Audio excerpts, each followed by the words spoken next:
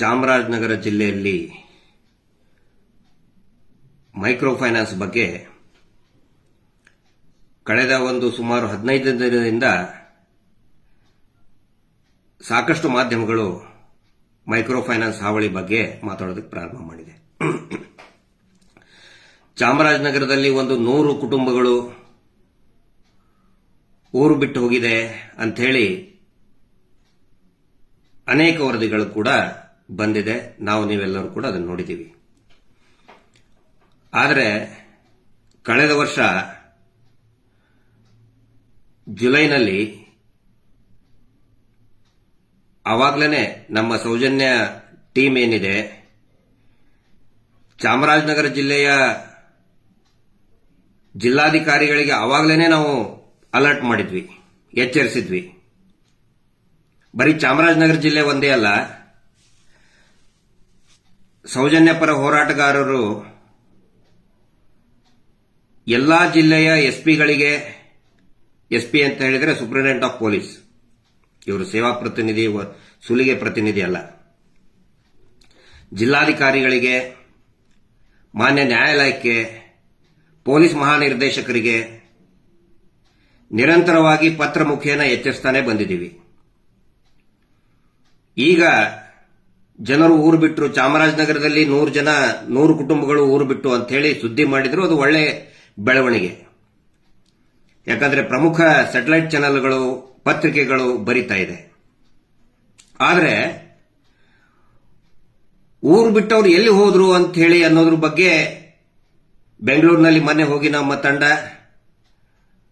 ಅವ್ರನ್ನ ಮಾತಾಡಿಸಿ ಮತ್ತೆ ಅವರು ಗ್ರಾಮಕ್ಕೆ ಮರಳಿ ಕಳಿಸುವಂತ ಪ್ರಯತ್ನ ಕೂಡ ನಾವು ಮಾಡ್ತಾ ಇದ್ವಿ. ಅದರ ಭಾಗವಾಗಿ ಕಳೆದ 3-4 ದಿನದಿಂದ ನಮ್ಮ ಸೌಜನ್ಯ ನ್ಯಾಯಪರ ಹೋರಾಟದಲ್ಲಿ ನಿರಂತರವಾಗಿ ಶ್ರಮಿಸ್ತಾ ಇರುವಂತಹ ಜಯಂತ್ ಟಿ ಅವರ ತಂಡ, ಅವ್ರ ಜೊತೆಗೆ ಇನ್ನುಳಿದ ಪ್ರಮುಖರು ಯಾರು ಚಾಮರಾಜನಗರದಲ್ಲಿ ಚಾಮರಾಜನಗರ ಜಿಲ್ಲೆಯ ರಾಮಸಮುದ್ರ ಗ್ರಾಮದ ಒಬ್ಬ ಮಹಿಳೆ ದೇವಮ್ಮ ಅಂತ ಕ್ಯಾನ್ಸರ್ನಿಂದ ನೊಂದಿದ್ರು. ಅವರು ಆದರೂ ಕೂಡ ಅವರು ಕ್ಯಾನ್ಸರ್ ಪೇಷಂಟ್, ಟ್ರೀಟ್ಮೆಂಟ್ ತಗೊಳ್ತಾ ಇದ್ದಾರೆ. ಆದರೂ ಕೂಡ ಅವ್ರನ್ನ ಪದೇ ಪದೇ ಬಡ್ಡಿ ಎಲ್ಲ ಕಟ್ಟಿ ಆಗಿದೆ, ಆದರೂ ಕೂಡ ನೀವು ಕಟ್ಟಬೇಕು ಅಂತೇಳಿ ಪ್ರತಿ ವಾರ ಕಿರುಕುಳ ಕೊಟ್ಟಿದ್ರಿಂದ ಊರು ಬಿಟ್ಟು ಹೋಗಿದ್ರು. ಅವರನ್ನ ನಮ್ಮ ಟೀಮ್ ಏನಿದೆ ನಿನ್ನೆ ಯಶಸ್ವಿಯಾಗಿ ಮತ್ತೆ ಅವರಿಗೆ ಒಂದು ಧೈರ್ಯವನ್ನು ತುಂಬಿ ನಿಮ್ಮ ಜೊತೆಗೆ ನಾವಿದ್ದೀವಿ ಅಂತ ಹೇಳಿ ಅವರಿಗೆ ಕಾನೂನಿನ ಅರಿವನ್ನು ಮೂಡಿಸಿ ಮತ್ತೆ ಅವರ ಗ್ರಾಮಕ್ಕೆ ಬಿಟ್ಟು ಬಂದಿದ್ದಾರೆ. ಇದು ನಿಜವಾಗಲೂ ಕೂಡ ಒಂದು ಸೌಜನ್ಯಳ ಶಕ್ತಿ. ನಾವು ಪದೇ ಪದೇ ಹೇಳ್ತಾ ಇರ್ತೀವಿ, ಮಹೇಶ್ ಶೆಟ್ಟರು ಕೂಡ ಅನೇಕ ಸಾರಿ ಹೇಳಿದ್ದಾರೆ, ಸೌಜನ್ಯ ಹೋರಾಟದ ವೇದಿಕೆಯಲ್ಲಿ ನಾವು ಹೇಳ್ತಾನೆ ಇರ್ತೀವಿ, ಸೌಜನ್ಯ ಹೋರಾಟ, ಸೌಜನ್ಯ ಬಲಿಯಾಗಿದ್ದು ಅವಳು ನ್ಯಾಯ ಕೇಳ್ತಾ ಇರೋದು ಬರೀ ಅವಳಿಗೋಸ್ಕರ ಮಾತ್ರ ಅಲ್ಲ, ಇಡೀ ಸಮಾಜದ ಪರಿವರ್ತನೆಗೋಸ್ಕರ ಈ ಒಂದು ಹೋರಾಟ ಮುನ್ನುಗ್ತಾ ಇದೆ. ಇಡೀ ಕರ್ನಾಟಕದ ಬರೀ ಕರ್ನಾಟಕ ಒಂದೇ ಅಲ್ಲ, ಈಗ ಕೇರಳನೂ ಕೂಡ ನಮ್ಮ ಜೊತೆಗೆ ಸೇರ್ಕೊಂಡಿದೆ. ಸಾಮಾಜಿಕ ಪರಿವರ್ತನೆಯಲ್ಲಿ ಸೌಜನ್ಯ ಹೋರಾಟ ಮುನ್ನುಗ್ತಾ ಇದೆ. ಅಲ್ಲಿ ಪರಿಸ್ಥಿತಿ ಯಾವ ರೀತಿ ಗಂಭೀರ ಆಗಿದೆ ಅಂತ ಹೇಳಿದ್ರೆ ನಾನು ಎಲ್ಲರ ಗಮನಕ್ಕೆ ತರ್ತಾ ಇದ್ದೀನಿ. ಬರೀ 100 ಕುಟುಂಬ ಮನೆ ಬಿಟ್ಟಿಲ್ಲ. ನಮ್ಮ ಜಯಂತರು ಅವರ ಟೀಮ್ ಏನಿದೆ ಕಳೆದ ವಾರದಿಂದ ನಮ್ಮ ಜಯಂತ್ ಟಿ ಅವರು, ರೀನಾ ಮೇಡಮ್ ಅವರು ಮತ್ತೆ ಕೆಜಿ ಮನೋಹರ್ ಕೊಡಗಿನಿಂದ ಬಂದಿದ್ದಾರೆ. ಅವರು ಕುಶಾಲನಗರದವರು ಮತ್ತು ಅವರು ಕೂಡ ಸಾಕಷ್ಟು ಇನ್ವಾಲ್ವ್ಮೆಂಟ್ ಇದೆ ಕೊಡಗಿನಲ್ಲಿ. ಅವ್ರ ಮೇಲೆ ಸಾಕಷ್ಟು ಪ್ರೆಷರ್, ಅವ್ರ ಮನೆಗೆ ಹೋಗಿ ಕಿಟ್ ಕೊಟ್ಟು, ಈ ಸಂಘದವರು, ಧರ್ಮಸ್ಥಳ ಸಂಘದವರು ಕಿಟ್ ಕೊಟ್ಟು, ನೀವು ಹೋಗಬೇಡಿ ಹೋರಾಟಕ್ಕೆ, ನೀವು ಸ್ಟೇಟಸ್ ಹಾಕಬೇಡಿ ಅಂತ ಹೇಳ್ಕೊಂಡು ಏನೇನೋ ಹೇಳಕ್ ಮೈಂಡ್ ವಾಶ್ ಮಾಡಕ್ ಬಂದ್ರು. ಎಲ್ರಿಗೂ ಹಂಗೆ ಮಾಡ್ತಾರ ಅವರು.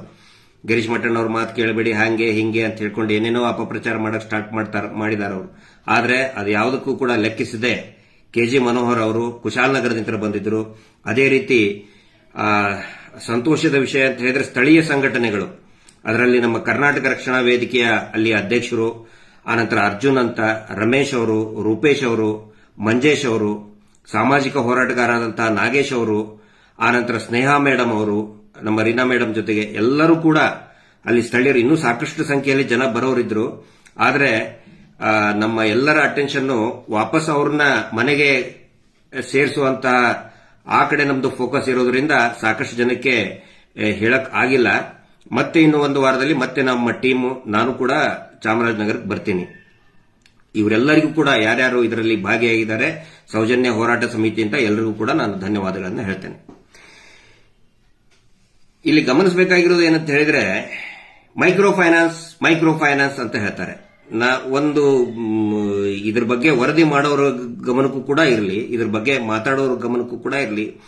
ಮೈಕ್ರೋ ಫೈನಾನ್ಸ್ ಏನು ಕೆಟ್ಟದ್ದಲ್ಲ.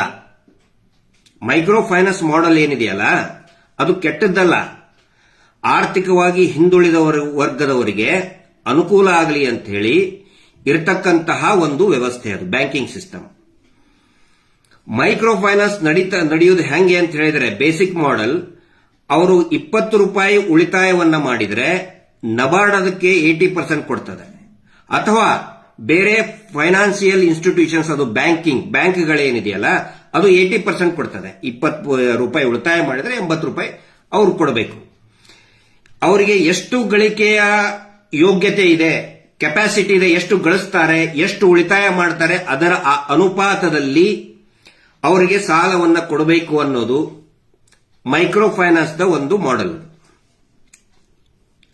ಆದ್ರೆ ಈ ಏನು ಧರ್ಮಸ್ಥಳದ ಮಂಜುನಾಥ ಸ್ವಾಮಿ ಹೆಸರಿನಲ್ಲಿ ನಡೆಸೋಕೆ ಸ್ಟಾರ್ಟ್ ಮಾಡಿದ್ರು 1996ರಲ್ಲಿ, ಯಾವ ಕೂಡ ಫೈನಾನ್ಷಿಯಲ್ ಮೈಕ್ರೋ ಫೈನಾನ್ಸ್ ಮಾಡೆಲ್ ಅಲ್ಲ. ಮೀಟರ್ ಬಡ್ಡಿ ದಂಧೆ ಮಾಡೆಲ್ ಇದು. ಇದನ್ನು ಗಮನಿಸಬೇಕೆಲ್ಲರೂ. ಮೈಕ್ರೋ ಫೈನಾನ್ಸ್ ಬಾಂಗ್ಲಾದೇಶದಲ್ಲಿ ಇಡೀ ಬಾಂಗ್ಲಾದೇಶದ ಆರ್ಥಿಕ ವ್ಯವಸ್ಥೆಯನ್ನೇ ಬದಲಾಯಿಸ್ತದೆ. ಆರ್ಥಿಕವಾಗಿ ಸದೃಢರಾದ್ರಿಂದ ನಮ್ಮ ಕರ್ನಾಟಕದಲ್ಲಿನೂ ಕೂಡ ಫಸ್ಟ್ ಅದನ್ನ ಬೀದರ್ನಲ್ಲಿ ಅಡಾಪ್ಟ್ ಮಾಡಿಕೊಂಡ್ರು ನಾಗಮಾರ್ಪಳ್ಳಿ ಅವರು.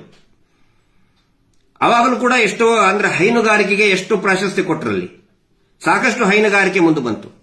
ಆದರೆ ಯಾವಾಗ ಈ ಮಿಸ್ಟರ್ ಡ್ರಾಮಾ ಕಂಪನಿ ಹುಸಿದೇವಮಾನ ಅವರು ಎಂಟ್ರಿ ಆದ್ರು ಇದರಲ್ಲಿ 1996 ಅಲ್ಲಿ, ಇಡೀ ವ್ಯವಸ್ಥೆಯನ್ನೇ ಬುಡಮೇಲೆ ಮಾಡಿಬಿಟ್ರು. ಮೀಟರ್ ಬಡ್ಡಿ ಅವರು ಮಾಡ್ತಾ ಇದ್ದದ್ದು ಮೀಟರ್ ಬಡ್ಡಿ. ಅದಕ್ಕೆ ಇದನ್ನ ಅಡಾಪ್ಟ್ ಮಾಡ್ಕೊಂಡ್ರು, ಮೈಕ್ರೋ ಫೈನಾನ್ಸ್ ಸಿಸ್ಟಮ್ ಅನ್ನ ಅಡಾಪ್ಟ್ ಮಾಡ್ಕೊಂಡ್ರು. ಪ್ರಾರಂಭದಲ್ಲಿ ನೀವು ನೋಡಿ ಅವ್ರ ಹಳೆ ವೆಬ್ಸೈಟ್ ನಲ್ಲಿ ಈವನ್ ಫಾರಿನ್ ಇನ್ಸ್ಟಿಟ್ಯೂಟ್ ಕೂಡ ಕರ್ಕೊಂಡು ನಮ್ದು ಫೈನಾನ್ಸ್ ಮಾಡೆಲ್ ಹೆಂಗ್ ಮಾಡ್ತಾ ಇದೀವಿ ಅಂತಾನೆ ಹೇಳ್ತಾನೆ ಬಂದ್ರು. ಆದ್ರೆ ಯಾವಾಗ ಇವ್ರ ಮೇಲೆ ಕೇಸ್ ರಿಜಿಸ್ಟರ್ ಆಯ್ತೋ, ಕ್ರಿಮಿನಲ್ ರಿಟ್ ಪಿಟಿಷನ್ ಫೈಲ್ ಆಯ್ತೋ ಇವ್ರ ಮೇಲೆ, ಮೈಕ್ರೋ ಫೈನಾನ್ಸ್ ಮಾಡೆಲ್ ಅನ್ನ ತೆಗೆದು ಅಭಿವೃದ್ಧಿ ಯೋಜನೆ ಅಂತ ಇಟ್ಬಿಟ್ರು. ನಾನು ಒಂದು ಮಾತು ಕೇಳ್ತಾ ಇದ್ದೀನಿ, ದಯವಿಟ್ಟು ಹೇಳ್ರಿ ಉತ್ತರ ಕೊಡಿದ್ದಕ್ಕೆ. ನಾನು ತಪ್ಪಿದ್ರೆ ನೀನ್ ತಪ್ಪು ಅಂತಾನೆ ಹೇಳಿ, ಆದ್ರೆ ಆಧಾರ ಸಮೇತ ತಪ್ಪು ಅಂತ ಹೇಳಿ. ದರೋಡೆ ಆಗ್ತಾ ಇದೆಯಲ್ಲ, ATM ದರೋಡೆ, ಬ್ಯಾಂಕ್ ದರೋಡೆ ಆಗ್ತಾ ಇದೆಯಲ್ಲ, ಆರ್ಗನೈಸ್ಡ್ ಕ್ರೈಮ್ ಅದು. ಒಂದು ವೇಳೆ ಆ ದರೋಡೆಕೋರರು ಅವರ ಸಂಘದ ಹೆಸರು ಅಭಿವೃದ್ಧಿ ಸಂಘ ಅಂತ ಇಟ್ಬಿಟ್ರೆ ಅವ್ರನ್ನ ಅರೆಸ್ಟ್ ಮಾಡಲ್ವಾ ನೀವು? ತನಿಖೆ ಮಾಡಲ್ವಾ? ಇದಕ್ಕೆ ಉತ್ತರ ಕೊಡಿ ಮೊದಲು. ಆ ನಂತರ ವಂಚನೆ ಮಾಡಿ ಸಾಕಷ್ಟು ಜನ ಸಿಕ್ಬಿಡ್ತಾ ಇದ್ದಾರೆ. ಈ ಯಾರು ಐಶ್ವರ್ಯ ಗೌಡ ಅಂತ ಮತ್ತೆ ಅವ್ರದ್ದೊಂದು ಟೀಮೇ ಇದೆ. ಅವರು ನಮ್ದು ಅಭಿವೃದ್ಧಿ ಸಂಘ ಅಂತ ಹೆಸರು ಇಟ್ಬಿಟ್ರೆ ವಂಚನೆ ಮಾಡಕ್ಕೆ. ಈ ಧರ್ಮಸ್ಥಳ ಹೆಸರಿನಲ್ಲಿ, ಮಂಜುನಾಥ ಸ್ವಾಮಿಯ ಹೆಸರಿನಲ್ಲಿ ಅದನ್ನೇ ಮಾಡಿದ್ದಾರೆ. ಕಳೆದ 20-30 ವರ್ಷದಿಂದ ಅದನ್ನೇ ಮಾಡ್ತಾ ಬಂದಿದ್ದಾರೆ. ಹೇಳೋದಕ್ಕೆ ಅಭಿವೃದ್ಧಿ, ಹೆಸರು ಶ್ರೀ ಕ್ಷೇತ್ರ ಧರ್ಮಸ್ಥಳ, ಗ್ರಾಮಾಭಿವೃದ್ಧಿ.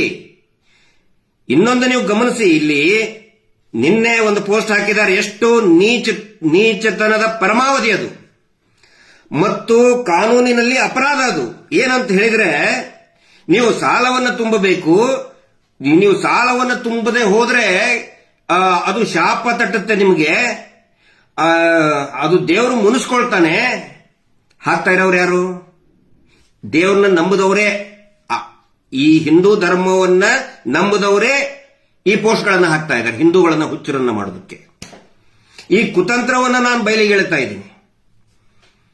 BNS ಭಾರತೀಯ ನ್ಯಾಯ ಸಂಹಿತೆಯಲ್ಲಿ ದೇವರನ್ನ ಮುಂದಿಟ್ಟುಕೊಂಡು ಸಾಲ ಕಟ್ಟಿ, ಬಡ್ಡಿ ಕಟ್ಟಿ ಅಂತ ಹೇಳೋದೇ ಒಂದು ಅಪರಾಧ, ಸೆಕ್ಷನ್ 354 BNS ಪ್ರಕಾರ. ಆದರೂ ಕೂಡ ಬಹಿರಂಗವಾಗಿ ಇಂತಹ ಅಪರಾಧಗಳನ್ನು ಮಾಡ್ತಾ ಇದ್ದಾರೆ, ದೇವರನ್ನ ಹೆಸರನ್ನ ಮುಂದಿಟ್ಟು, ಅಭಿವೃದ್ಧಿ ಹೆಸರನ್ನ ಮುಂದಿಟ್ಟು. ಹಿಂಗಾಗಿ ಇದನ್ನು ನಾನು ಯಾಕೆ ವಿವರಣೆ ಕೊಡ್ತಾ ಇದ್ದೇನೆ ಅಂತ ಹೇಳಿದ್ರೆ, ಕೆಲವೊಬ್ಬರು ಹಿರಿಯ ಪೊಲೀಸ್ ಅಧಿಕಾರಿಗಳು ನಮ್ಮ ತಂಡಕ್ಕೆ ಕೇಳಿದ್ದಾರೆ, ಶಿವಮೊಗ್ಗದ ಮಾನ್ಯ ಎಸ್ ಪಿ ಅವರು, ಆನಂತರ ಚಾಮರಾಜನಗರದ ಮಾನ್ಯ ಎಸ್ ಪಿ ಅವರು, ಎಸ್ ಪಿ ಅಂದ್ರೆ ಸೂಪರಿಂಟೆಂಡೆಂಟ್ ಆಫ್ ಪೊಲೀಸ್, ಪದೇ ಪದೇ ಹೇಳ್ಬೇಕು, ಯಾಕಂದ್ರೆ ಇವರು ಎಸ್ ಪಿ ಅಂತ ಹೇಳಿದ್ರೆ ಇವರು ಸೇವಾ ಪ್ರತಿನಿಧಿ, ಸುಲಿಗೆ ಪ್ರತಿನಿಧಿಗಳನ್ನ ಎಸ್ ಪಿ ಅಂತ ಹೇಳಿದ್ದಾರೆ. ಹಿರಿಯ ಪೊಲೀಸ್ ಅಧಿಕಾರಿಗಳು ಕೇಳ್ತಾ ಇದ್ದಾರೆ, ಅವ್ರ ಗಮನಕ್ಕೆ ಇರಲಿ ಅಂತ ನಾನು ಹೇಳ್ತಾ ಇದ್ದೀನಿ. ಪ್ರತಿ ವಾರ ಕ್ಯಾಶ್ ಅಲ್ಲಿ ದುಡ್ಡು ತಗೊಳ್ಳೋದು ಒಂದು ಅಪರಾಧನೇ. ಎಲ್ಲಿ ಅಭಿವೃದ್ಧಿ ಬಂತಿದ್ರಲ್ಲಿ? ಇವರು ಲೋನ್ ಕೊಟ್ಟಿದ್ದು ಸ್ವಸಹಾಯ ಗುಂಪುಗಳಿಗೆ, ಎಸ್ಎಚ್ಜಿ ಗ್ರೂಪ್ಗಳಿಗೆ ಬ್ಯಾಂಕ್ಗಳು ಸಾಲವನ್ನ ಉಳಿತಾಯದ ಅನುಪಾತದಲ್ಲಿ ಕೊಡಬೇಕು ಅಂತ ಹೇಳಿ ರಿಸರ್ವ್ ಬ್ಯಾಂಕ್ ಆಫ್ ಇಂಡಿಯಾ ಹೇಳಿದೆ. ಇವ್ರು ಹೇಳೋದು ನಾವು ಬಿಸಿ ಟ್ರಸ್ಟ್ ಅಂತ ಹೇಳಿ, ಬಿಸಿ ಟ್ರಸ್ಟ್ ಅಂದ್ರೆ ಬ್ಯಾಂಕ್ ಬಿಸಿನೆಸ್ ಕರೆಸ್ಪಾಂಡೆನ್ಸ್, ಅದರಲ್ಲಿ ಟ್ರಸ್ಟ್ ಅನ್ನೋ ಕಾನ್ಸೆಪ್ಟ್ ಇಲ್ಲ. ಇವ್ರು ಹೇಳ್ಕೊತಾ ಇದ್ದಾರೆ ಅದು ಒಂದು ಕಮಿಷನ್ ಏಜೆಂಟ್ ಅಂತ ಹೇಳಿದ್ರೆ ಇವ್ರು ನಾಚಿಕೆ ಮರ್ಯಾದೆ ಇಲ್ದವರು ಅಂತ ಜನ ಬೈತಾರ ಅಂತ ಹೇಳಿ ಇವರು ಟ್ರಸ್ಟ್ ಅಂತ ಸುಳ್ಳು ಹೇಳ್ತಾ ಇದ್ದಾರೆ ಇಷ್ಟೇ. ಯಾಕಂದ್ರೆ ಬೇರೆ ಬೇರೆ ಡೆವಲಪ್ಮೆಂಟಲ್ ಮಾಡಲ್, ಸರ್ಕಾರಿ ಮಾಡೆಲ್ಗಳನ್ನ, ಯೋಜನೆಗಳನ್ನ ಕದಿಯೋದು ಒಂದು ಚಟ ಇವರಿಗೆ. ಇವ್ರು ಏನ್ ಮಾಡ್ತಾ ಇದ್ದಾರೆ, 3 ತಿಂಗಳಿಗೆ ಒಂದ್ಸರಿ ಕಟ್ಟಬೇಕಾಗಿರೋದನ್ನ ಪ್ರತಿ ವಾರ ಬಲವಂತವಾಗಿ ಕಟ್ಟುವುದೇ ಒಂದು ಅಪರಾಧ, ಆರ್ಥಿಕ, ಇಟ್ಸ್ ಅ ಫೈನಾನ್ಷಿಯಲ್ ಅಫೆನ್ಸ್. ಪ್ರತಿ ವಾರ ಮನೆಗೆ ಹೋಗಿ ದುಡ್ಡು ಕೇಳೋದು ಕೂಡ ಒಂದು ಅಪರಾಧ ಆರ್ಬಿಐ ಪ್ರಕಾರ. ಆರ್ಬಿಐ ಮಾಸ್ಟರ್ ಗೈಡ್ ನಲ್ಲಿ ಹೇಳ್ತದೆ, ಅವರಿಗೆ ತಪ್ಪದೆ ಯಾರು ಸಾಲ ಪಡೆದಿರ್ತಾರೆ ಆ ಬ್ಯಾಂಕಿನ ಪಾಸ್ಬುಕ್ ಅನ್ನ ಮತ್ತು ಬ್ಯಾಂಕ್ ಸ್ಟೇಟ್ಮೆಂಟ್ ಅನ್ನು ಕೊಡಬೇಕು, ಕಡ್ಡಾಯವಾಗಿ ಕೊಡಬೇಕು ಅಂತ ಹೇಳ್ತಾರೆ. ಇವ್ರು ಕೊಡೋದನ್ನೇ ಇಲ್ಲ.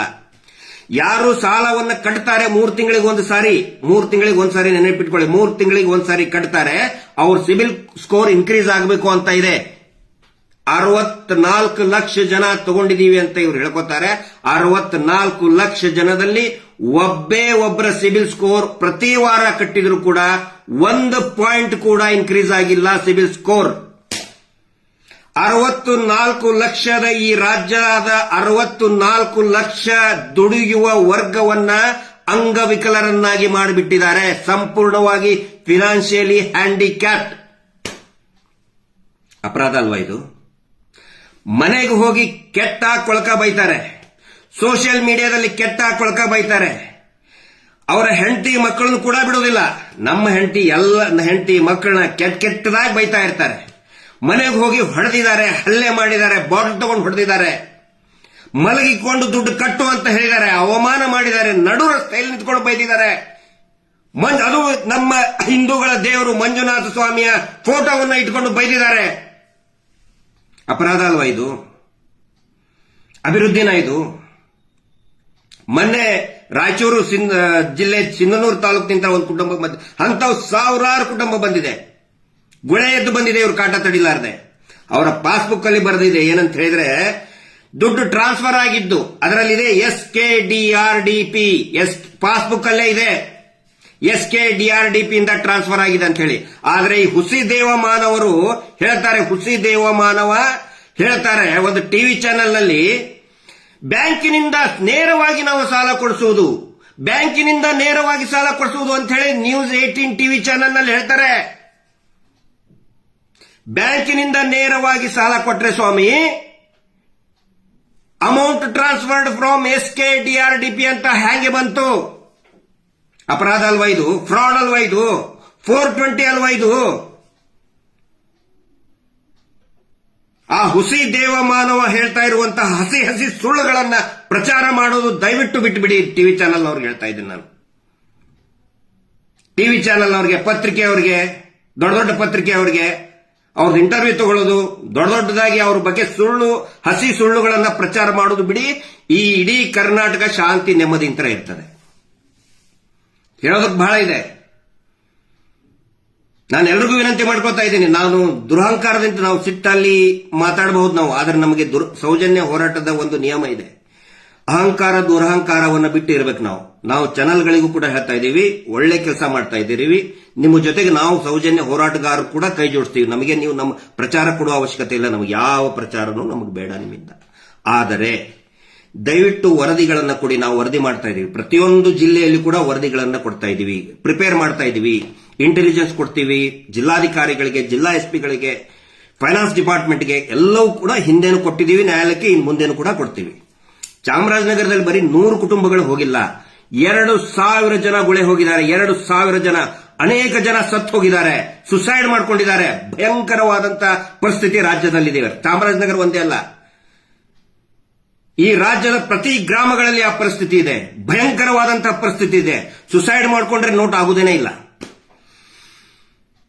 ಮಾಡೋದೇನೇ ಇಲ್ಲ. ಇವ್ರು ತಕ್ಷಣ ಪೊಲೀಸರಿಗೆ ಫೋನ್ ಮಾಡಿಬಿಡ್ತಾರೆ, ಸರ್ ಅದನ್ನ ನೋಟ್ ಮಾಡ್ಕೊಳಕ್ ಹೋಗ್ಬೇಡಿ ಅಂತೇಳಿ.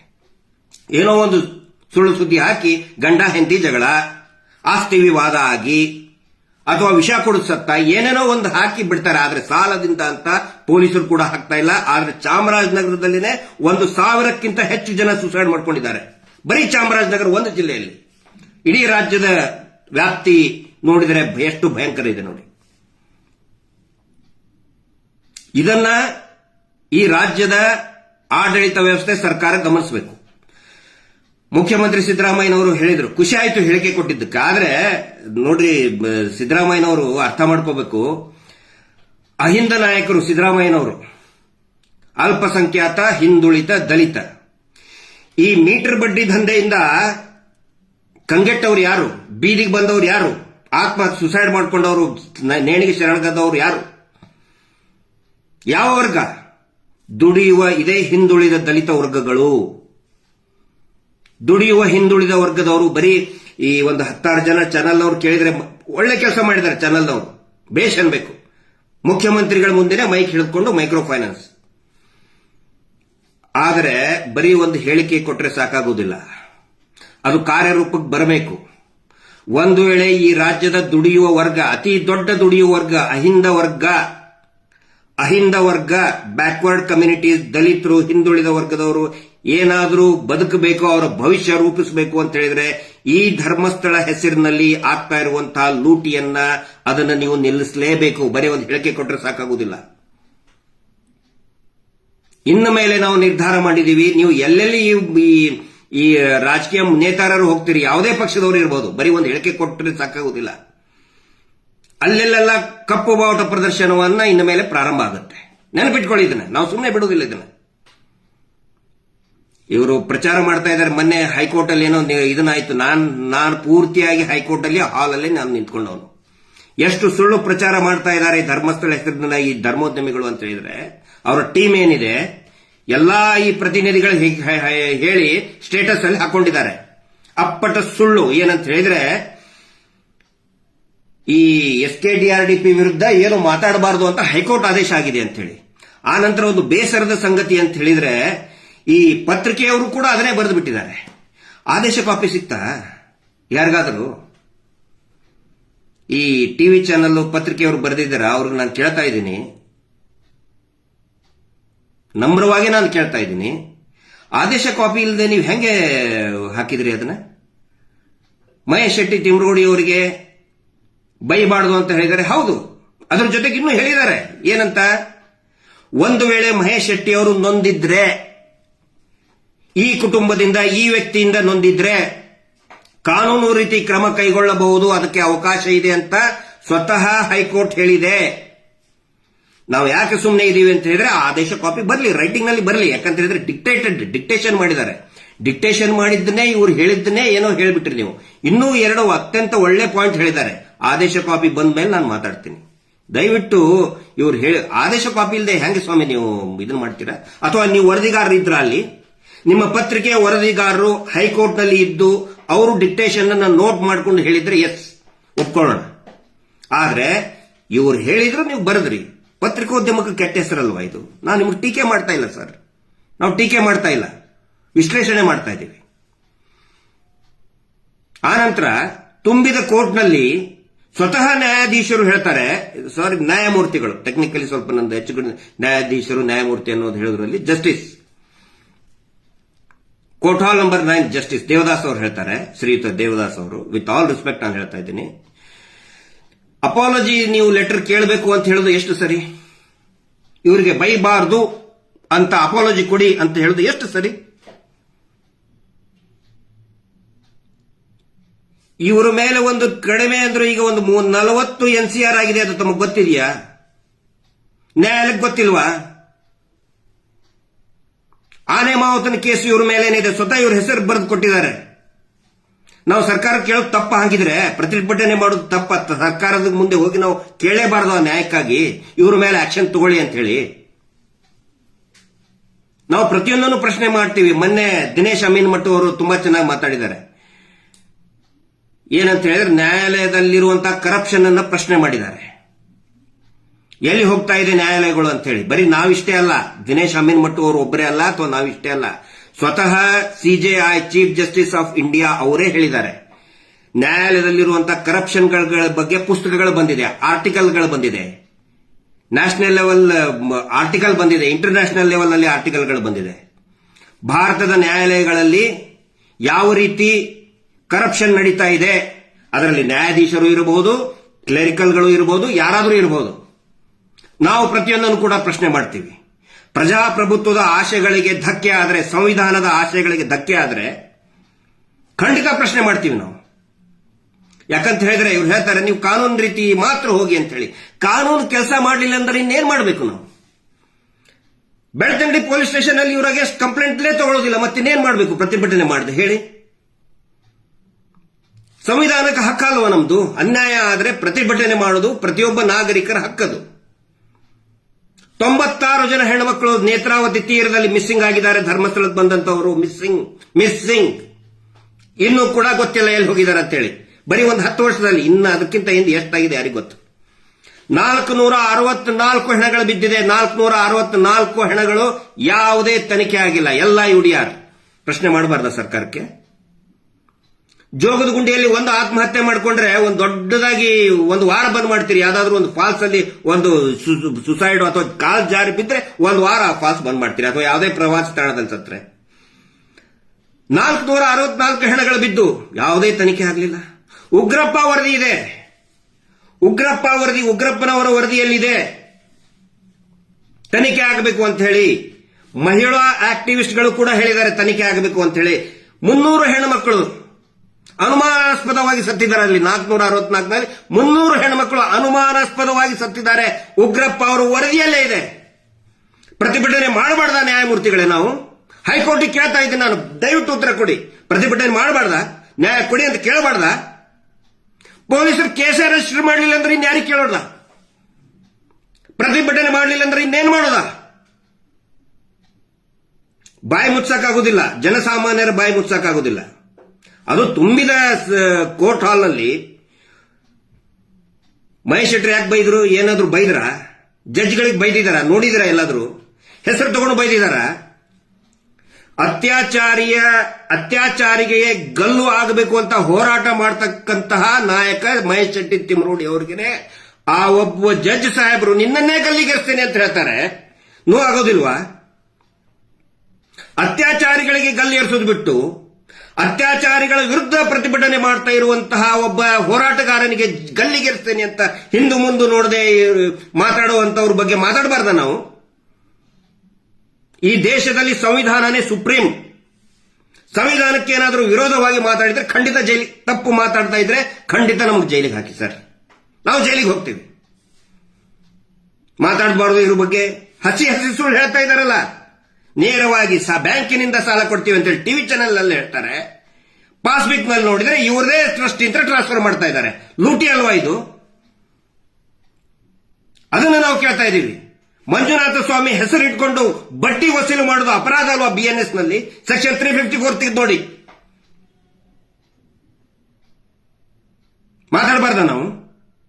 ಖಂಡಿತ ಮಾತಾಡ್ತೀವಿ. ಈ ನಿಮ್ಮ ಸುಳ್ಳು ಸ್ಟೇಟಸ್ಗಳಿಗೆ ನಾವು ಯಾರು ತಲೆ ಕೆಡಿಸ್ಕೊಳ್ಳೋದಿಲ್ಲ. We don't care. ಸುಳ್ಳು ಸ್ಟೇಟಸ್ ಹಾಕೊಳ್ಳೋದು ಅಲ್ಲರಿ. ನ್ಯಾಯಾಲಯದಲ್ಲಿ ಇನ್ನೂ ಆದೇಶ ಹೊರಗಡೆ ಬಂದಿಲ್ಲ. ರಿಟರ್ನ್ ಸ್ಟೇಟ್ಮೆಂಟ್, ರಿಟರ್ನ್ ಆರ್ಡರ್ ಇನ್ನೂ ಬಂದಿಲ್ಲ. ಹೆಂಗ್ ಬೇಕಂಗೆ ಪ್ರಚಾರ ಮಾಡ್ತಾ ಇದ್ದಾರೆ. ನ್ಯಾಯಾಲಯದ ಆದೇಶವನ್ನು ತಿರುಚೋದು ಅಪರಾಧ ಅಲ್ವಾ? ನ್ಯಾಯಾಲಯದ ಆದೇಶವನ್ನು ಸುಳ್ಳು ಅಪಪ್ರಚಾರ ಮಾಡಿ ಸ್ಪ್ರೆಡ್ ಮಾಡೋದು ಅಪರಾಧ ಅಲ್ವಾ? ಹಾಗಿದ್ರೆ ಇದನ್ನೇ ಮಾಡ್ಕೊಂಡು ಬಂದಿದ್ದಾರೆ ಇವರು. ಸರ್ಕಾರದ ಜಮೀನು ಇವರು ತಮ್ಮ ಹೇಳಿದ ಏನೋ ಭೂ ರಹಿತ ಕೃಷಿ ಕಾರ್ಮಿಕ ಅಂತೇಳಿ 7.5 ಎಕರೆ ಲೂಟಿ ಮಾಡ್ಕೊಂಡು ಬಿಟ್ಟ ಇವ್ರ ತಮ್ಮ. ಅದಕ್ಕೆ ಇವರೇ ಬರೀತಾರೆ, ಹೌದು ಇವನು ನನ್ನ ತಮ್ಮ ಭೂ ರಹಿತ ಕೃಷಿ ಕಾರ್ಮಿಕ, ಐ ಹ್ಯಾವ್ ನೋಟೆಡ್. ಇದೇ ದಾಖಲೆ. ಮನನ್ ಬೋಳಿಯಾರ್ ಅವ್ರದ್ದು 400 ಮರಗಳನ್ನ ಟ್ಯಾಪಿಂಗ್ ಬಂದಂತಹ ರಬ್ಬರ್ ಮರಗಳನ್ನ ಕತ್ತರಿಸಾಕಿದ್ರು. ಎಂ ಬಿ ಕರಿಯ ಅವ್ರ ಹೆಸರಿನಲ್ಲಿ ಅಲಾಟ್ ಆಗಿದ್ದಂತಹ ಪೆಟ್ರೋಲ್ ಬಂಕ್ ಅನ್ನ ನುಂಗಿ ನೀರು ಕುಡಿದ್ರು. ಈಗ ಅವ್ರದೇ ಒಬ್ಬ ದಲಿತರ ಹೆಸರಿನಲ್ಲಿ ಇದ್ದಂತಹ ಎಂ ಬಿ ಕರಿಯ ಅವ್ರ ಹೆಸರಿನಲ್ಲಿ ಸರ್ಕಾರದಿಂದ ಅಲಾಟ್ ಆಗಿದ್ದಂತ ಪೆಟ್ರೋಲ್ ಬಂಕ್ ಅನ್ನ ಬರೀ ₹150 ಕೊಟ್ಟು ಆ ₹150 ಅವ್ರು ಮತ್ತು ವಾಪಸ್ ಉಂಡಿಗೆ ಹಾಕಿ ಬಂದ್ರು. ಅವರು ತಪ್ಪಲ್ವಾ ಇದು? ಕೇಳಬಾರ್ದ? ಸುಮ್ಮನೆ ಕುತ್ಕೋಬೇಕಾ? ನ್ಯಾಯಾಧೀಶರು ಮಾತಾಡಬೇಕು, ಹೈಕೋರ್ಟ್ ಅವ್ರು ಹೇಳಬೇಕು, ಇದಕ್ಕೆ ಉತ್ತರ ಕೊಡಬೇಕು. ಸಂವಿಧಾನ ವಿರುದ್ಧವಾಗಿ ನಾವು ಮಾತಾಡ್ತಾ ಇಲ್ಲ. ಕಾನೂನಿನ ಏನೋ ನ್ಯಾಯಾಧೀಶರು ವಿರುದ್ಧನೂ ಅಲ್ಲ, ಆದ್ರೆ ನ್ಯಾಯಾಧೀಶರು ಸರಿಯಾಗಿ ಕೆಲಸ ಮಾಡಿಲ್ಲ ಅಂತ ಹೇಳಿದ್ರೆ ಇನ್ನೇನ್ ಮಾಡಬೇಕು? ತುಂಬಿದ ಇದರಲ್ಲಿ ನೀನು ಅಪಾಲಜಿ ಬರೆದು ಕೊಡು ಅಂತ ಹೇಳಿದ್ರೆ ಇನ್ನೇನ್ ಮಾಡಬೇಕು? ಇದನ್ನ ಪ್ರತಿಯೊಬ್ಬರು ಕೂಡ ಅರ್ಥ ಮಾಡ್ಕೋಬೇಕು. ಏನೋ ಜೋರಾಗಿ ಪ್ರಭಾವಿಗಳಿದ್ದಾರೆ, ದೊಡ್ಡ ವ್ಯಕ್ತಿಗಳಿದ್ದಾರೆ, ಸಾಕಷ್ಟು ದುಡ್ಡಿದೆ, ಖಂಡಿತ ಸೌಜನ್ಯ ಹೋರಾಟಗಾರರು ಸುಮ್ಮನೆ ಕೂತ್ಕೊಳ್ಳುವುದಿಲ್ಲ. ಇವತ್ತು ಇಡೀ ಮೀಟರ್ ಬಡ್ಡಿ ದಂಧೆ ಇಷ್ಟೊಂದು ವ್ಯಾಪಕವಾಗಿ ಇಡೀ ದೊಡ್ಡ ಮಟ್ಟದ ಚಳವಳಿ ನಡೀತಾ ಇದೆ ಅಂತ ಹೇಳಿದ್ರೆ ಸೌಜನ್ಯ ಹೋರಾಟಗಾರರ ಒಂದು ಏನು ಪಾತ್ರ, ಒಂದು ಶ್ರಮ, ಇದನ್ನ ನಾವು ಅಂತ್ಯ ಕಾಣಿಸ್ತೇವೆ. ಇದನ್ನ ಅದಕ್ಕೆ ನಾನು ಮುಖ್ಯಮಂತ್ರಿಗಳಿಗೆ ಹೇಳ್ತಾ ಇದ್ದೇನೆ, ಗೃಹ ಸಚಿವರಿಗೆ ಹೇಳ್ತಾ ಇದ್ದೇನೆ, ದಯವಿಟ್ಟು ಇವರು ಪರವಾಗಿ ನಿಂತ್ಕೊಳ್ಳಕ್ ಹೋಗಬೇಡಿ. ಯಾರ್ಯಾರು ಇವರು ಪರವಾಗಿ ನಿಂತ್ಕೊಂಡಿದ್ದಾರೆ ಎಲ್ಲರೂ ಕೂಡ ಸರ್ವನಾಶ ಆಗಿದ್ದಾರೆ. ರಾಜಕೀಯವಾಗಿ ಪೂರ್ತಿಯಾಗಿ ನಿರ್ನಾಮ ಆಗ್ತಾ ಇದ್ದಾರೆ. ಅದಕ್ಕೆ ರಾಜ್ಯದ ಜನತೆಗೂ ನಾನು ವಿನಂತಿ ಮಾಡ್ಕೊಳ್ತಾ ಇದ್ದೇನೆ. ಸಂಘದಿಂದ ಸಾಲ ತಗೊಂಡು ಗ್ರಾಮಗಳಲ್ಲಿ ಜಗಳ ಮಾಡ್ತಾ ಇದ್ದೀರಲ್ಲ, ಜಗಳ ಮಾಡೋದು ಬಿಡಿ. ಮೊದಲು ಊರು ಯಾಕೆ ಬಿಡ್ತೀರಾ ನೀವು? ನೇಣಿಗೆ ಯಾಕೆ ಹೋಗ್ತೀರಾ ನೀವು? ಮೊದಲು ನೀವು ಒಗ್ಗಟ್ಟಾದ್ರೆ ಯಾರು ನಿಮ್ಮನ್ನ ಅಲುಗಾಡ್ಸಕ್ಕಾಗೋದಿಲ್ಲ. ಮೊನ್ನೆ ಒಂದು ವರದಿ ಬಂದಿದೆ, ಗುಪ್ತ ವರದಿ, ನನ್ನ ಗಮನಕ್ಕೆ ಬಂದಿದೆ. ಭಾರತೀಯ ಜನತಾ ಪಾರ್ಟಿ 3 ಬೈ ಎಲೆಕ್ಷನ್ ನಲ್ಲಿ ಸೋಲ್ತಲ್ಲ, ಶಿಗ್ಗಾವಿ, ಸಂಡೂರು ಮತ್ತಿನ್ನೊಂದು ಯಾವುದು ಚನ್ನಪಟ್ಟಣ. ಅದರಲ್ಲಿ ಈ ಮೀಟರ್ ಬಡ್ಡಿ ದಂಧೆ ಬಿಜೆಪಿಯ ರಾಜ್ಯಸಭಾ ಸದಸ್ಯರೇ ಅದರದ ಮಾಸ್ಟರ್ ಮೈಂಡ್ ಇರೋದ್ರಿಂದ ಸಾಂಪ್ರದಾಯಿಕವಾದಂತಹ ಬಿಜೆಪಿ ವೋಟ್ಗಳು ಕಾಂಗ್ರೆಸ್ಗೆ ಹೋಗಿದೆ ಅನ್ನುವಂತ ಮಾಹಿತಿ ವರದಿ ಬಂದಿದೆ. ಇದು ಯಾಕೆ ಹೇಳ್ತಾ ಇದ್ದೀನಿ ಅಂತ ಹೇಳಿದ್ರೆ, ಊರಲ್ಲಿ ಪಂಚಾಯಿತಿ ಅಧ್ಯಕ್ಷರು, ಮಾಜಿ ಅಧ್ಯಕ್ಷರು, ಆ ಅಧ್ಯಕ್ಷರು, ಇವರು ಮಾಜಿ ಸದಸ್ಯರು ಹೋಗಿ ಇವ್ರ ಪರವಾಗಿ ಬ್ಯಾಟಿಂಗ್ ಆಡ್ತಾ ಇದಿರಲ್ಲ, ನೆನಪಿಟ್ಕೊಳ್ಳಿ.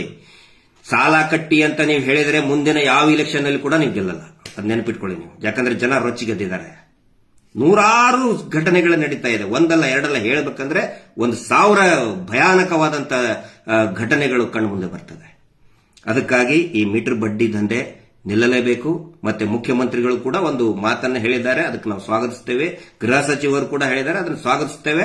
ಆದರೆ ಬರೀ ಹೇಳಿಕೆಗಿಷ್ಟೇ ಇದು ಸೀಮಿತ ಆಗಬಾರ್ದು, ಹೇಳಿಕೆಗಳಿಗಿಷ್ಟೇ ಸೀಮಿತ ಆಗಬಾರ್ದು. ವರದಿಗಳನ್ನ ನಾವು ಜೊತೆಗಿರ್ತೇವೆ. ಅಧಿಕಾರಿಗಳು ಕೂಡ ಪ್ರಾಮಾಣಿಕವಾಗಿ ಈ ಕೆಲಸವನ್ನ ಪ್ರಾರಂಭ ಮಾಡಲಿ, ಆದಷ್ಟು ಬೇಗ ಇದಕ್ಕೆ ಕಡಿವಾಣ ಹಾಕಿ ಅಂತ ಹೇಳ್ತಾ, ಮತ್ತು ಪ್ರತಿಯೊಬ್ಬರಿಗೂ ಕೂಡ ಈ ಏನು ನಾವು ವಿಡಿಯೋ ಮಾಡ್ತೀವಿ, ಸೌಜನ್ಯ ನ್ಯಾಯದ ಪರವಾದಂತಹ ಹೋರಾಟ ಮಾಡ್ತಾ ಇದ್ದೀವಿ, ದಯವಿಟ್ಟು ಪ್ರತಿಯೊಂದನ್ನು ಕೂಡ ಶೇರ್ ಮಾಡಿ. ಯಾಕಂದ್ರೆ ನ್ಯೂಸ್ ಪೇಪರ್, ದೊಡ್ಡ ಟಿವಿ ಚಾನೆಲ್ ಅವರು, ದೊಡ್ಡ ಪೇಪರ್ನವರು ನಮ್ಮ ಜೊತೆಗಿಲ್ಲ, ಪ್ರಸಾರ ಮಾಡೋದಿಲ್ಲ. ಅದನ್ನ ಮೊನ್ನೆ ಟಕ್ಕನೆ ಹಾಕಿದ್ರಲ್ಲ ಎಲ್ಲಾ ಪೇಪರಲ್ಲಿ, ಮಹೇಶ್ ಶೆಟ್ಟಿಗೆ ಬೈಬಾರ್ದು ಅಂತ ಹೇಳಿ. ಇವರ ವಿರುದ್ಧ ತನಿಖೆ ಮಾಡಬೇಕು ಅನ್ನೋದು ವರದಿ ಒಬ್ಬರು ಹಾಕಲಿಲ್ಲ. ಹೈಕೋರ್ಟ್ನೇ ಹೇಳಿತ್ತು, ಸ್ವತಃ ಪೊಲೀಸ್ ಮಹಾನಿರ್ದೇಶಕರು ಹೇಳಿದ್ದನ್ನೇ ಯಾವೊಬ್ಬ ಚಾನೆಲ್ ಅವರು ಹಾಕಲಿಲ್ಲ, ಪತ್ರಿಕೆಯವರು ಕೂಡ ಹಾಕಲಿಲ್ಲ. ಆದರೂ ಕೂಡ ಜನಸಾಮಾನ್ಯರ ಭಯನ್ನ ಮುಚ್ಚಕ್ಕಾಗುದಿಲ್ಲ. ಹಿಂಗಾಗಿ ನಾವು ಎಲ್ಲಾ ಯೂಟ್ಯೂಬ್ಗಳನ್ನು ಕೂಡ ಇವರು ಏನೋ ಕೋರ್ಟ ಏನೇನೋ ಲಗಾಟ ಹೊಡಿತಾ ಇದ್ದಾರೆ, ಅದು ನಿಲ್ತಾ ಇಲ್ಲ. ಯಾವ ಯೂಟ್ಯೂಬ್ ಚಾನೆಲ್ನವರು ಮತ್ತು ಯಾವ ಫೇಸ್ಬುಕ್ನಲ್ಲಿ ಸೌಜನ್ಯ ಪರವಾದಂತಹ ಮಾತಾಡ್ತಾರೆ, ಆನಂತರ ಮೀಟರ್ ಬಡ್ಡಿ ಧರ್ಮಸ್ಥಳ ಹೆಸರಿನಲ್ಲಿ, ಹಿಂದೂ ದೇವರ ಹೆಸರಿನಲ್ಲಿ ಮೀಟರ್ ಬಡ್ಡಿ ದಂಧೆ ಮಾಡ್ತಾ ಇದ್ದಾರೆ, ಅವರ ವಿರುದ್ಧ ಪ್ರಸಾರ ಮಾಡುವಂತಹ ನ್ಯಾಯಪರ ಎಲ್ಲಾ ಯೂಟ್ಯೂಬ್ ಚಾನೆಲ್ಗಳನ್ನ ದಯವಿಟ್ಟು ಸಬ್ಸ್ಕ್ರೈಬ್ ಮಾಡಿ, ದಯವಿಟ್ಟು ಶೇರ್ ಮಾಡಿ. ಇದರಿಂದ ಸಾಮಾಜಿಕ ಪರಿವರ್ತನೆಯ ಹರಿಕಾರರು ತಾವೆಲ್ಲರೂ ಕೂಡ ಆಗಿ ಅಂತ ವಿನಂತಿ ಮಾಡಿಕೊಳ್ತಾ, ಮುಂದೆ ಬರುವಂತಹ ದಿನಗಳಲ್ಲಿ, ಈಗ ಮೊನ್ನೆ ಸೌಜನ್ಯ ಹೋರಾಟಕ್ಕೆ ಯಾವುದೇ ಅಡ್ಡಿ ಇಲ್ಲ ಅನ್ನುವೊಂದು ಅರ್ಥ ಬರುವ ರೀತಿಯಲ್ಲಿ ಅನ್ನುವೊಂದು ಮಾತು, ಒಂದು ಆದೇಶ ಆಗಿದೆ. ಇನ್ನು ಮೇಲೆ ಇಡೀ ರಾಜ್ಯಾದ್ಯಂತ ಸೌಜನ್ಯ ಹೋರಾಟವನ್ನ ಮಾನ್ಯ ಮಹೇಶ್ ಶೆಟ್ಟಿ ತಿಮರೋಡಿ ಅವರ ನೇತೃತ್ವದಲ್ಲಿ ಸೌಜನ್ಯ ಕುಟುಂಬದ ಅವರ ತಾಯಿ ನಮ್ಮ ಚಂದಪ್ಪ ಗೌಡರು ಇನ್ನಿಲ್ಲ, ಆದರೆ ಸೌಜನ್ಯಳ ತಾಯಿ, ಅವರ ಮಾವ, ಅವರ ಇಡೀ ಕುಟುಂಬ ಗಟ್ಟಿಯಾಗಿ ನಿಂತ್ಕೊಂಡಿದ್ದಾರೆ. ಅವರೆಲ್ಲರ ಜೊತೆಗೆ ನಿಂತ್ಕೊಂಡು ಇಡೀ ರಾಜ್ಯಾದ್ಯಂತ ಮತ್ತೆ ಅನೇಕ ಸೌಜನ್ಯ ನ್ಯಾಯಪರ ಹೋರಾಟಗಳನ್ನು ಮತ್ತು ಧರ್ಮಸ್ಥಳದಲ್ಲಿ ನಮ್ಮ ಹಿಂದೂ ದೇವಸ್ಥಾನವನ್ನ ಮುಂದೆ ಇಟ್ಕೊಂಡು ಅತ್ಯಾಚಾರ ಮಾಡಿದಂತಹ, ಮೀಟರ್ ಬಡ್ಡಿ ದಂಧೆ ನಡೆಸ್ತಾ ಇರುವಂತಹ ಕುಟುಂಬದ ವಿರುದ್ಧ ಕ್ರಮ ಕೈಗೊಳ್ಳಬೇಕು ಅಂತ ಹೇಳಿ, ಕಾನೂನು ರೀತಿ ಕ್ರಮ ಕೈಗೊಳ್ಳಬೇಕು ಅಂತ ಹೇಳಿ ಇಡೀ ರಾಜ್ಯಾದ್ಯಂತ ನಾವು ಪ್ರತಿಭಟನೆಗಳನ್ನು, ಹೋರಾಟಗಳನ್ನು ಹಮ್ಮಿಕೋತೀವಿ. ದಯವಿಟ್ಟು ಪ್ರತಿಯೊಬ್ಬ ಜನಸಾಮಾನ್ಯರು ಕೂಡ ಈ ಹೋರಾಟದಲ್ಲಿ ಕೈ ಜೋಡಿಸಿ ಅಂತ ಹೇಳ್ತಾ ಇವತ್ತಿನ ಈ ಲೈವ್ ಮಾತನ್ನು ಮುಗಿಸ್ತಾ ಇದ್ದೀನಿ. Justice for Soujanya. ನಮಸ್ತೆ.